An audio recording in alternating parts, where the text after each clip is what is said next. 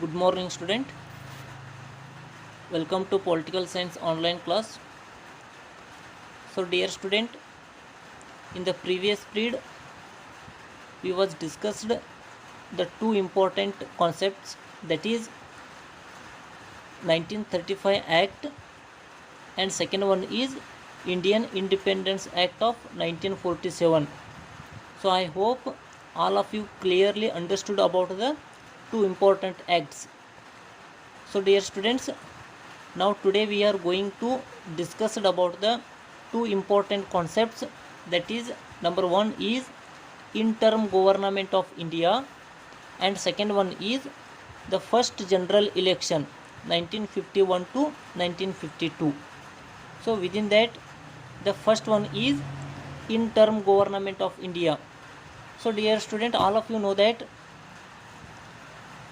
so after the Indian Independence Act of 1947, the India became independent on 15th August 1947.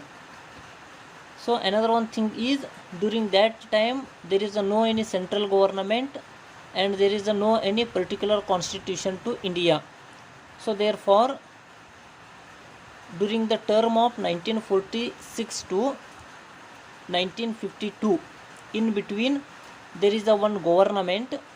So that government is called as interim government of India. So according to that, the interim government of India was formed on 2 September 1946.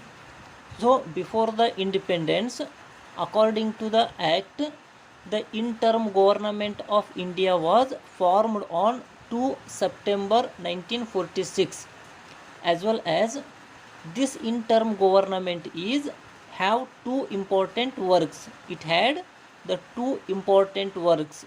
Number one is framing the constitution and second one is making ordinary law as well. So these two important works of interim government, I will repeat the two important work of interim government, that is number one is framing the constitution. So already I was told you that before the independence, there is India does not have any type of their own constitution. So therefore the interim government have a first work is making the constitution or forming the constitution. This is first one, and second one is making ordinary laws as well. So already I was told you another one point, that is 1947 to 1952 there is no any particular central government is there, because now there is no any elections, now there is no any constitution. So therefore the interim government had a second work is making the ordinary law to the country. So these are the two important works of interim government, as well as there where the executive is there. So in the interim government there is executive is there, and there are the so many council ministers are there in the interim government. This is very important one. The interim government, it is work as a executive in India, as well as in the interim government there are the member of councils are there, or there are some ministers are there. So according to that, the number of ministers, whatever the following the member of councils in the interim government. So number one is Pandit Jawaharlal Nehru. He was the prime minister of interim government. The Pandit Jawaharlal Nehru was the prime minister of interim government, as well as there are the number of council of ministers are there. For example, Sri Vallabhbhai Patel, he was the deputy prime minister and home minister. Dr. B.R. Ambedkar, he was the law minister. Maulana Abdul Kalam Azad, he was education minister. Next one is Rajkumari Amrut Kaur, she was the health minister, as well as Rajkumari Amrut Kaur was the first lady minister in the India or independent India. So Rajkumari Amrut Kaur, health minister. Shama Prasad Mukherjee, he was the industry minister. Jagjeevan Ram, Babu Jagjeevan Ram, he was a labor minister. Sardar Baldev Singh, he was a deputy defense minister, etc., etc. There are so many council of ministers are there. So importantly, the interim government have one prime minister and had so many council of minister. Again I will told you, the Pandit Jawaharlal Nehru was the prime minister of India during the term of interim government. So dear student, this is the information about the interim government. So ವಿದ್ಯಾರ್ಥಿಗಳೇ, ಈಗಾಗಲೇ ನಾವೇನು ಮಾಡಿದ್ದೀವಿ ಅಂತಂದ್ರೆ 1935 ಮತ್ತು 1947 ಕಾಯ್ದೆಗಳನ್ನ ನೋಡಿದ್ದೀವಿ. Bharat 15 August 47ರಂದು ಸ್ವತಂತ್ರವಾಯಿತು. ಸ್ವತಂತ್ರವಾದ ನಂತರ ಅಥವಾ ಸ್ವಾತಂತ್ರ್ಯ ಪೂರ್ವದಲ್ಲಿಯೇ ಏನಾಗಿತ್ತು ಅಂತಂದ್ರೆ ಒಂದು ಮಧ್ಯಂತರ ಸರ್ಕಾರವನ್ನು ರಚನೆ ಮಾಡಿದರು. ಯಾಕಂತಂದ್ರೆ ಇಲ್ಲಿವರೆಗೆ ಯಾವುದೇ ಸರ್ಕಾರ ಇರಲಿಲ್ಲ, ಪ್ಲಸ್ ಯಾವುದೇ ಸಂವಿಧಾನ ಇಲ್ಲದೇ ಇರೋದರಿಂದ ಈ ಒಂದು ಮಧ್ಯಂತರ ಸರ್ಕಾರವನ್ನು ರಚನೆ ಮಾಡಲಾಗಿತ್ತು. ಈ ಮಧ್ಯಂತರ ಸರ್ಕಾರ 2 September 1946ರಂದು ರಚನೆಯಾಗಿತ್ತು.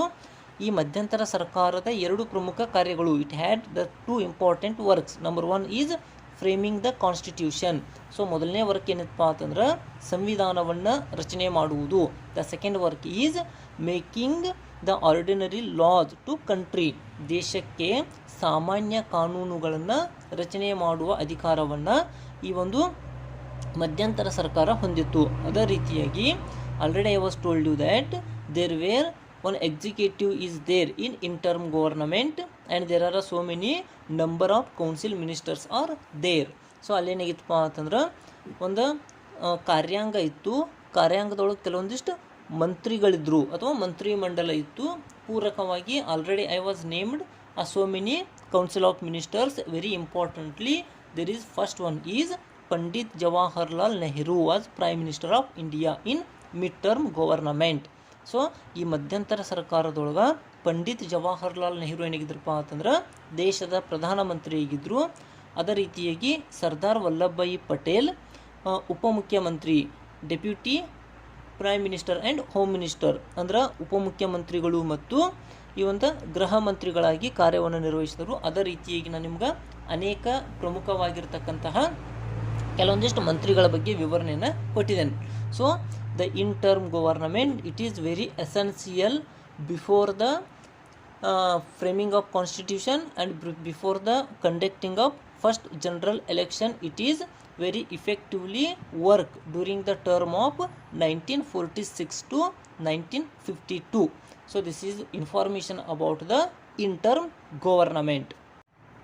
So in between, the independent India accepted the constitution on 26th November 1949. So the constitution came into effect on 26th January 1950. So all of you know that in this memorable day, per year we are celebrated Republic Day. So after the enforce of the Indian Constitution, the first general election was held in India 1951 to 1952. So dear student, now we are take the information of first general election. So the first general election to the Lok Sabha were held in India from October 1951 to February 1952 on the basis of universal adult franchise. So it is one of the biggest election not only in India but also in the world. So before it, no any country held this type of biggest election. So therefore the first general election of Lok Sabha is called as one of the biggest election in the world. So therefore it is held during the term of October 1951 to February 1952 in the different way. So this election was held on the base of universal adult franchise. Universal adult franchise mean the all qualified citizens have a right to involve or have a right to voting in the election. There is no any discriminations like caste, gender, tradition, language, territory, etc., etc. There is no any discrimination. Every 18 year above citizens have a right to participate in the election system. So that is called universal adult franchise. As well as the first general election was the world's largest free elections. So because there are so many specialities are there. If you see the first general election, why it is called one of the biggest election? Because following the specialities are there. So if you see the some speciality of the first general election, that is number 1 is the number of seats in Lok Sabha for which election were held 489. It means in the first Lok Sabha election, totally the election was held to 489 seats. It is one of the largest seats. So 489 seats, this is the one of the biggest seats. So this is first one. It means that totally the election was held for 489 Lok Sabha seats. You know that per seat have minimum 8 lakh to 9 lakh voters. It is one of the biggest constituencies. So this is the first one. It means the total number of seats in Lok Sabha, that is 489. So the second speciality is the number of electorate or the number of voters were 176 millions. It is one of the largest number. So the number of electorates or the number of voters were 176 millions. Now the third speciality is the number of person voted or the number of voter voted 1.5 millions within the 176 millions. The total 1.5 millions voters were voted in the first general election. As well as the fourth speciality is the number of polling booths, 2,24,000 the polling booths in first general election. Again I will repeat, the 2,24,000 polling booths in the first general election. So this is the fourth speciality. And the fifth one is the total percentage of polled or the total percentage of voting is 45%. So the entire world think that the Indians are uneducated because the maximum population is lived in the rural area. They does not have any idea about politics. They does not have any idea about the voting process or election process. Otherwise, in the first election, the total percentage of voting is 45%. It is one of the maximum voting because before that the Indians are not participate in the any type of direct election. So whatever the 45% is one of the biggest number. So this is the fifth one. Now the sixth speciality of the first general election is the number of political parties participated, that is 70. The 70 political parties are participate in the first general election. Prominently, if you see, for example, Congress party or Janata party, Jana Sangh, Communist party, Muslim League, etc., etc. So these type of 70 political parties are participate in the first general election. This is the sixth speciality. So the seventh one and last one is number of candidate contested in the first general election is 1800. So totally in the 489 Lok Sabha seats, totally 1800 candidates were contested in the first general election. So these are all the specialities of the first general election. So ವಿದ್ಯಾರ್ಥಿಗಳೇ, ಈಗಾಗಲೇ ನಾವೇನು ಮಾಡಿದ್ದೀವಿ ಅಂತಂದ್ರೆ ಮಧ್ಯಂತರ ಸರ್ಕಾರದ ಬಗ್ಗೆ ನೋಡಿದ್ದು. ಈಗ ಏನು ಮಾಡ್ತೀವಿ ಅಂತಂದ್ರೆ ಮೊದಲ ಮಹಾ ಚುನಾವಣೆಯ ಬಗ್ಗೆ ಅಥವಾ ಮೊದಲ ಲೋಕಸಭೆಯ ಚುನಾವಣೆಯ ಬಗ್ಗೆ ನೋಡ್ತೀವಿ. ಈಗಾಗಲೇ ಹೇಳಿದಂಗೆ ಇದು ಕೆಲವೊಂದಿಷ್ಟು ಸ್ಪೆಷಾಲಿಟಿಗಳನ್ನು ಹೊಂದಿದೆ. ಏನಪ್ಪ ಅಂತಂದ್ರೆ ಒಟ್ಟು ಸ್ಥಾನಗಳು 489. ಅದೇ ರೀತಿಯಾಗಿ ಒಟ್ಟು ಮತದಾರರ ಸಂಖ್ಯೆ ಎಷ್ಟಿತ್ತಂದ್ರೆ 176 million.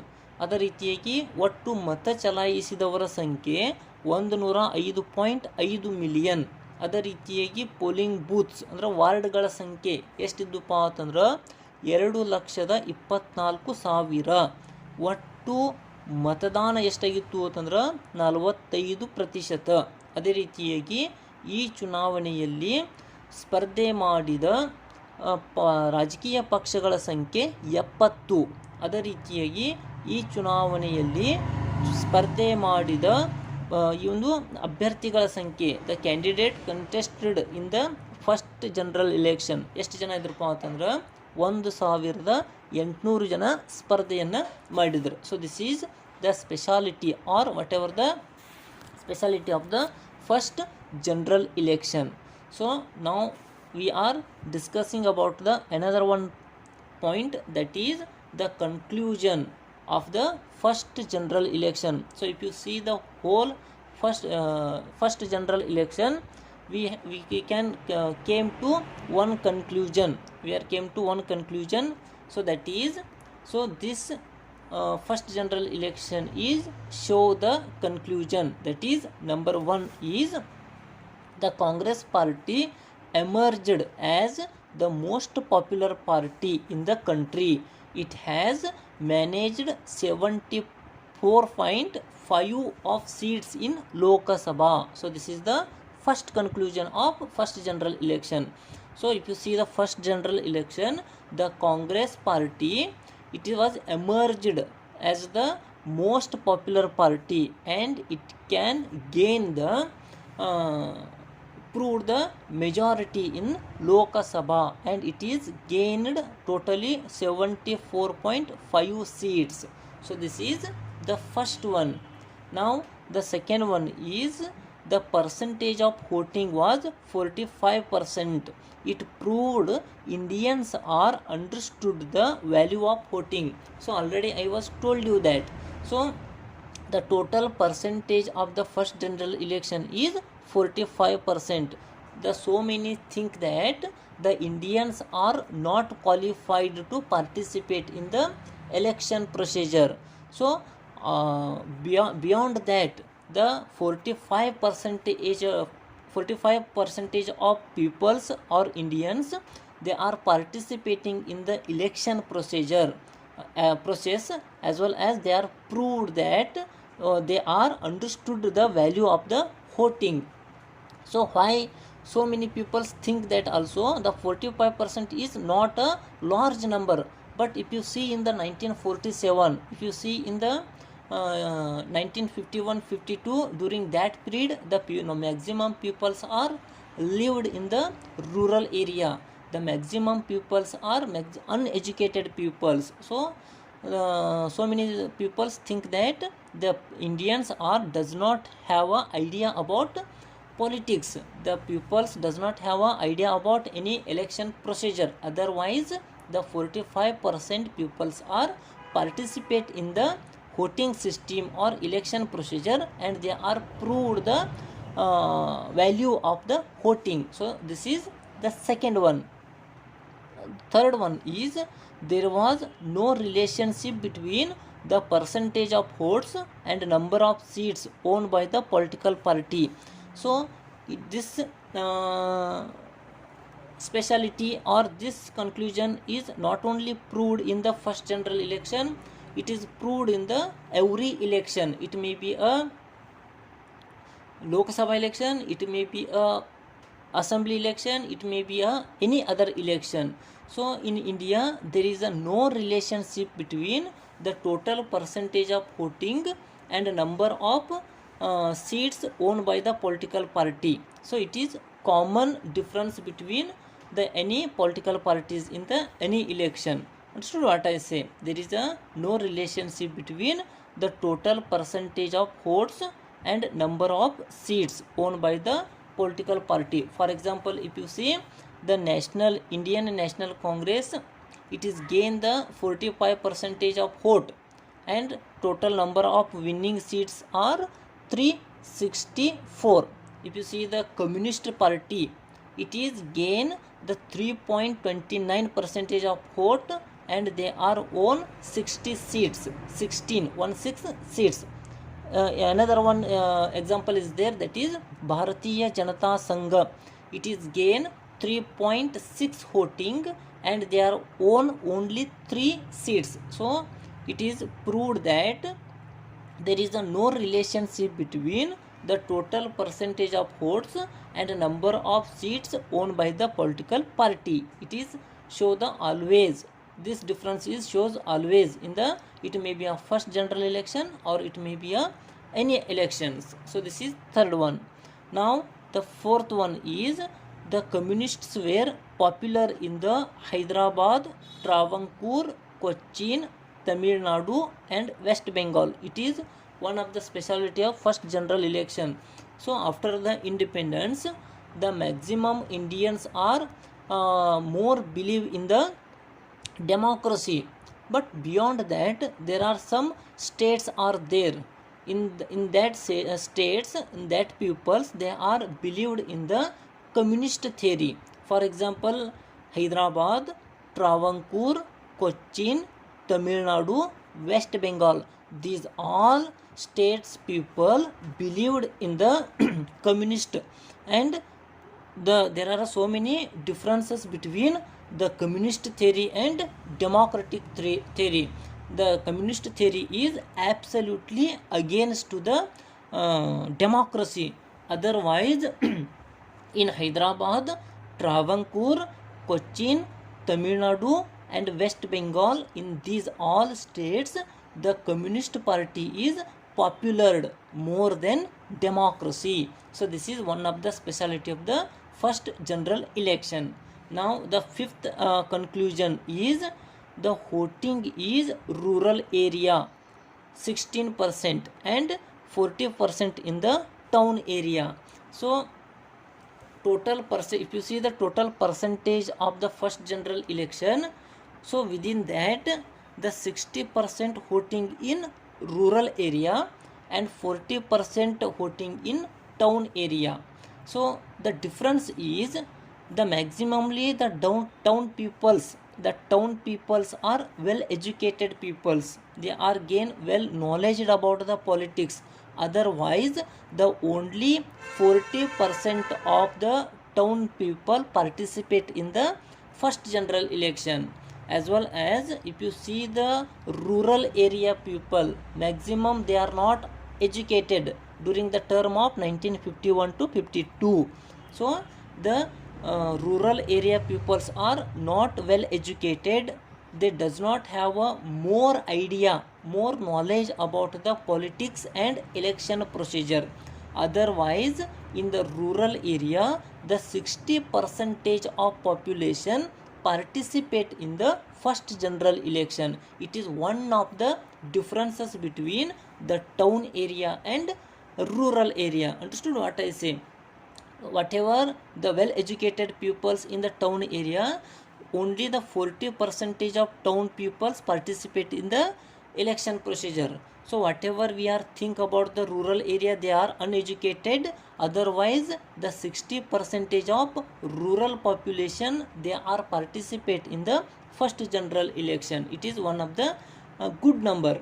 Now the sixth analyze or conclusion is, so the entire election was conducted in a peaceful, there is a no any non-violence, there is a no any disputes, there is a no any weapon the dispute with weapons. So these type of incident is not mentioned in the first general election. So the entire election was conducted in a peaceful. So this is the sixth important conclusion of the first general election. So the seventh one is the scheduled caste leader. This is very sad conclusion. So that is the scheduled caste leader and the chairman of the drafting committee and also the father of the Indian constitution.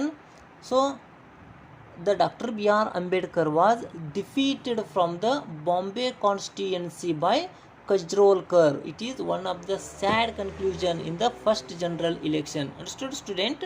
The Dr. B.R. Ambedkar was defeated in the first general election. He was defeated by Kajrolkar from the Bombay constituency, and Kajrolkar was the Congress candidate. So the Dr. B.R. Ambedkar was defeated from the Bombay constituency by the Kajrolkar. So this is the last conclusion of the first general election. So ವಿದ್ಯಾರ್ಥಿಗಳೇ, ಈಗಾಗಲೇ ನಾವೇನು ಮಾಡಿದ್ದೀವಿ ಅಂತಂದ್ರೆ first general ಇಲೆಕ್ಷನ್ದ ಬಗ್ಗೆ ಕೆಲವೊಂದಿಷ್ಟು ಮಾಹಿತಿಗಳನ್ನ ನೋಡಿದ್ದು.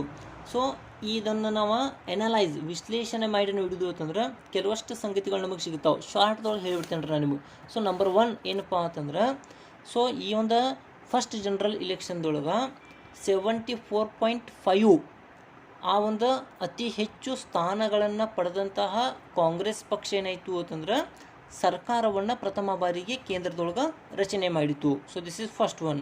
So second one ಏನಪ್ಪ ಅಂತಂದ್ರೆ, ಒಟ್ಟಾರೆಯಾಗಿ 45% ಅಥವಾ ಪರ್ಸೆಂಟೇಜ್ ವೋಟಿಂಗ್ ಆಗಿತ್ತು ನಮ್ಮ ದೇಶದೊಳಗೆ. ಸೊ ಇದೇನಂತಂದ್ರೆ ಆಗಿನ ಕಾಲದೊಳಗೆ ಹೆಚ್ಚು ಪರ್ಸೆಂಟೇಜ್ ಆಫ್ ವೋಟಿಂಗ್. ಯಾಕಂತಂದ್ರೆ ಆವಾಗ 45% ಜನರು ಚುನಾವಣೆ ಒಳಗೆ ಭಾಗವಹಿಸಿ ತಮ್ಮ ರಾಜಕೀಯ ಜ್ಞಾನವನ್ನು ವ್ಯಕ್ತಪಡಿಸಿದ್ದಾರೆ. So this is second one. So ಮೂರನೇದು ಏನಿತ್ತು ಅಂತಂದ್ರೆ, ಈ ಒಂದು there is a no relationship between the percentage of voting and number of seats owned by the political parties. So ಇಲ್ಲೇನಾಗೈತಿ ಅಂತಂದ್ರೆ, ಇನ್ನೊಂದು ಪ್ರಮುಖವಾಗಿರ್ತಕ್ಕಂಥ ವಿಶ್ಲೇಷಣೆ ಏನೈತಿ ಅಂತಂದ್ರೆ, ಈ ರಾಜಕೀಯ ಪಕ್ಷಗಳು ಪಡೆದ ಒಟ್ಟು ಮತಗಳು ಮತ್ತು ಗಳಿಸಿದ ಸ್ಥಾನಗಳ ನಡುವೆ ಏನಾಗಿತ್ತು ಅಂತಂದ್ರೆ ಹೊಂದಾಣಿಕೆ ಇರಲಿಲ್ಲ. ಅದು ಯಾವಾಗಲೂ ಹೊಂದಾಣಿಕೆ ಬರಂಗಿಲ್ಲ ರೀ. ಅದು ಫಸ್ಟ್ ಜನರಲ್ ಇಲೆಕ್ಷನ್ ಆಗಿರ್ಬೋದು ಅಥವಾ ಇತ್ತೀಚೆಗೆ ನಡೆದಂತಹ 2019 ಇಲೆಕ್ಷನ್ ಆಗಿರಬಹುದು. ಸೊ ಯಾವಾಗಲೂ ಪಡೆದ ಮತಗಳ ಸಂಖ್ಯೆ, ಪಡೆದ ಸ್ಥಾನಗಳ ಸಂಖ್ಯೆ ವ್ಯತ್ಯಾಸ ಇರ್ತಿದ್ರಿ. ಅದು ಮೊದಲನೇ ಚುನಾವಣೆ ಒಳಗೂ ಕಂಡು ಬಂದಿದ್ದು ನಮಗೆ. ಸೊ ಇನ್ನು ನಾಲ್ಕನೇದು ಏನಪ್ಪ ಅಂತಂದ್ರೆ, so the communists were popular in Hyderabad, Travancore, Cochin, Tamil Nadu and West Bengal. So ಇದೊಂದು ಏನಪ್ಪ ಅಂತಂದ್ರೆ, ಇಡೀ ದೇಶ ಪ್ರಜಾಪ್ರಭುತ್ವದ ಬಗ್ಗೆ ಒಲವನ್ನು ವ್ಯಕ್ತಪಡಿಸಾಕತ್ತೈತ್ರಿ, ಅಥವಾ ಪ್ರಜಾಪ್ರಭುತ್ವಕ್ಕೆ ಹೆಚ್ಚಿನ ಮಹತ್ವ ಕೊಡ್ತಕ್ಕಂಥ ಸಂದರ್ಭದೊಳಗೆ ಹೈದರಾಬಾದ್, ಟ್ರಾವಂಕೂರ್, ಕೊಚ್ಚಿನ್, ತಮಿಳುನಾಡು ಮತ್ತು ವೆಸ್ಟ್ ಬೆಂಗಾಲ್ಗಳಲ್ಲಿ ಏನಾಗಿತ್ತಪ್ಪ ಅಂತಂದ್ರೆ ಕಮ್ಯುನಿಸ್ಟಿಕ್ ಜನ ಹೆಚ್ಚು ಮಾರು ಹೋಗಿದ್ರು, ಅಥವಾ ಅವ್ರೇನು ಮಾಡಿದ್ರಪ್ಪ ಅಂತಂದ್ರೆ ಕಮ್ಯುನಿಸ್ಟ್ ಸಿದ್ಧಾಂತಕ್ಕೆ ಹೆಚ್ಚಿನ ಮಹತ್ವ ಕೊಟ್ಟಿದ್ರು. The speciality is there are a lot of differences between the democracy and the communist. There are so many difference are there. Maximally the democracy is called rightist theory and communist is called leftist theory.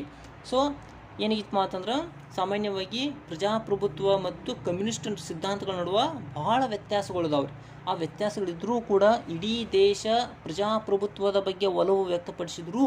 ಕೆಲವೊಂದಿಷ್ಟು ರಾಜ್ಯಗಳು ಏನು ಮಾಡಿದ್ವು ಅಂತಂದ್ರೆ communist ಸಿದ್ಧಾಂತಗಳ ಬಗ್ಗೆ ಒಲವನ್ನು ವ್ಯಕ್ತಪಡಿಸಿದ್ವು. ಅದು ನಮ್ಗೆ ಮೊದಲನೇ ಚುನಾವಣೆ ಒಳಗೆ ಕಂಡು ಬರ್ತಿದ್ವಿ. So the fifth one is ಏನಾಯ್ತು ಅಂತಂದ್ರೆ, ಒಟ್ಟು ಗ್ರಾಮೀಣ ಭಾಗದಲ್ಲಿ 60% ವೋಟಿಂಗ್ ಆದ್ರೆ ಹೆಚ್ಚು ಅಕ್ಷರಸ್ಥರು, ಜ್ಞಾನಿಗಳು ಅಂತ ಕರೆಸ್ಕೊಳ್ತಕ್ಕಂಥ ನಗರ ಪ್ರದೇಶಗಳಲ್ಲಿ ಕೇವಲ 40% ವೋಟಿಂಗ್ ಆಗಿರೋದನ್ನು ನಾವು ನೋಡ್ತೀವಿ. ಸೊ ಆರನೇದು ಏನಂತಂದ್ರೆ, the entire election was conducted in a peaceful. ಅಂದ್ರೆ ಈ ಮೊದಲ ಚುನಾವಣೆ ಒಟ್ಟಾರೆ ಏನಿತ್ತು ಅಂತಂದ್ರೆ ಅತ್ಯಂತ ಶಾಂತಯುತವಾಗಿ ನಡೆದಿತ್ತು. The seventh one is the doctor B.R. Ambedkar was defeated from the Bombay constituency by Kajrolkar. So ಏಳನೇದು ಏನಿತ್ತು ಅಂತಂದ್ರೆ, ಈ ದಲಿತ ನಾಯಕ ಸಂವಿಧಾನ ಕರಡು ಸಮಿತಿಯ ಅಧ್ಯಕ್ಷರು ಅಂತೇಳಿ ಕರೆಸ್ಕೊಳ್ತಕ್ಕಂತಹ ಸಂವಿಧಾನ ಶಿಲ್ಪಿ ಡಾಕ್ಟರ್ ಬಿ ಆರ್ ಅಂಬೇಡ್ಕರ್ ಅವರು ಏನಾದ್ರಪ್ಪ ಅಂತಂದ್ರೆ ಬಾಂಬೆ ಕ್ಷೇತ್ರದೊಳಗೆ ಕಜ್ರೋಲ್ಕರ್ ವಿರುದ್ಧ ಸೋಲನ್ನು ಅನುಭವಿಸಬೇಕಾಯಿತು. ಇದು ಅತ್ಯಂತ ಖೇದಕರ ಸಂಗತಿ ಇದೆ. ಅಂದ್ರೆ ಕಾನೂನಿನ ಜ್ಞಾನವನ್ನು ಹೊಂದಿರತಕ್ಕಂಥ ಅಂಬೇಡ್ಕರ್ ಅವರು ಏನಾದ್ರಪ್ಪ ಅಂತಂದ್ರೆ ಮೊದಲ ಲೋಕಸಭಾ ಚುನಾವಣೆ ಒಳಗೆ ಈ ಒಂದು ಬಾಂಬೆ ಕ್ಷೇತ್ರದೊಳಗೆ ಸಂಪೂರ್ಣವಾಗಿ ಸೋಲನ್ನು ಅನುಭವಿಸಬೇಕಾಯಿತು. So this is the conclusion about the first general election. And we are studying another one point, that is the first Lok Sabha.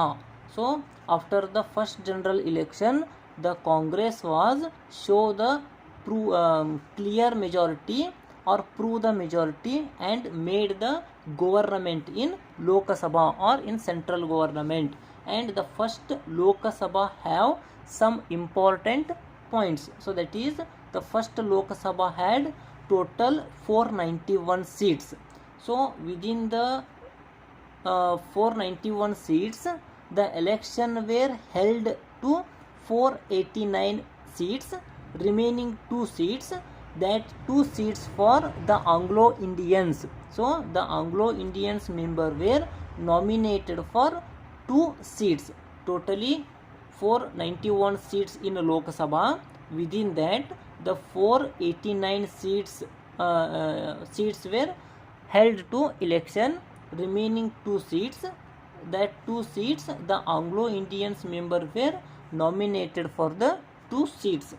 And also the speaker of the first Lok Sabha was Sri G.V. Mavlankar. It is very important for 1 marks according to the exam view, who was the first speaker of the Lok Sabha. So the G.V. Mavlankar was the first speaker of the Lok Sabha, as well as it was met 14 sessions in 667 days. It is one of the largest meetings held by the first Lok Sabha. Again I will repeat, it was, or the first Lok Sabha was had met 14 sessions in 667 days, as well as it was worked full term of 17th April 1952 to 4th April 1947. So the first Lok Sabha was worked full term from 17th April 1952 to 4th April 1947. So ಮೊದಲ ಲೋಕಸಭೆಯ ವಿಶೇಷತೆ ಏನಪ್ಪ ಅಂತಂದ್ರೆ 491 ಸ್ಥಾನಗಳಲ್ಲಿ 481 ಸ್ಥಾನಗಳಿಗೆ ಚುನಾವಣೆ ನಡೆದೈತಿ. ಉಳಿದಂತಹ 2 ಸ್ಥಾನಗಳಿಗೆ Anglo ಇಂಡಿಯನ್ರನ್ನು ನೇಮಕ ಮಾಡಲಾಯಿತು. ಶ್ರೀ G.V. ಮಾವಳಂಕರ್ ಇವರು ಲೋಕಸಭೆಯ ಪ್ರಥಮ ಸಭಾಧ್ಯಕ್ಷರಾಗಿ ಕಾರ್ಯವನ್ನು ನಿರ್ವಹಿಸಿದರು. ಈ ಮೊದಲ ಲೋಕಸಭೆ 14 ಅಧಿವೇಶನಗಳನ್ನು 667 ದಿನಗಳಲ್ಲಿ ನಡೆಸಿದೆ. ಅದೇ ರೀತಿಯಾಗಿ ಇದು ಪೂರ್ಣಾವಧಿಯ ಸರ್ಕಾರ. It was worked full term from 17th April 1952 to 4th April 1947. So this is explanation about the first Lok Sabha. So dear student, today we are take the information about the first one is interim government of India, and second one is first general election, and also we are gain the knowledge about first Lok Sabha. Now in the next period we will discussing about the another one concept, that is integration of princely states. Thank you.